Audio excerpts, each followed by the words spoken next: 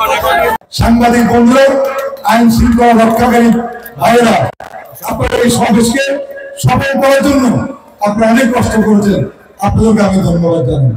আমি বক্তব্য রাখবো না, বক্তব্য রাখবেন আমার প্রিয় নেতা, আমাদের আজকের অনুষ্ঠানের প্রধান অতিথি মির্জা ফখরুল ইসলাম আলমগীর। আমি শুধু একটি কথা বলতে চাই,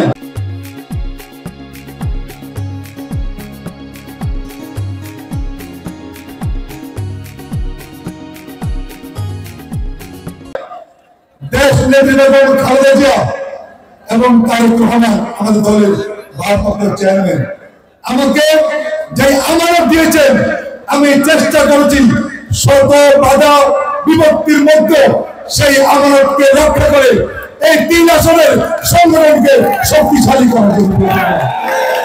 3টি উপজেলা, এই 3টি উপজেলার প্রত্যেকটি অঙ্গ সংগ্রামকে শক্তিশালী করার জন্য আমি কাজ করছি। যতদিন আমার শরীরে এই রক্ত থাকবে, যতদিন আমাদের নেতা আমাকে এই সংগঠনের দায়িত্ব দিচ্ছেন, ইনশাআল্লাহ খুনি ফ্যাসিস্টদেরকে যেভাবে আমরা মোকাবেলা করেছি, আগামী দিনে যদি কোনো অপশক্তির সৃষ্টি হয়, এই বেরিয়েকের মানুষকে সাথে নিয়ে এই ফ্যাসিবাদদের মতো ওই অপশক্তিকে মোকাবেলা করবো। এটাই হবে আজকের বিপ্লবে আমাদের অঙ্গীকার, আমাদের চেতনা। সেই পক্ষে আজকের মতো বিদায় নিচ্ছি। বাংলাদেশ জিন্দাবাদ, শহীদ জওয়ান হক, দেশ নেত্রী বেগম খালেদা জিয়া জিন্দাবাদ, আমাদের সকলের প্রিয় নেতা তারেক রহমান জিন্দাবাদ, জিন্দাবাদ।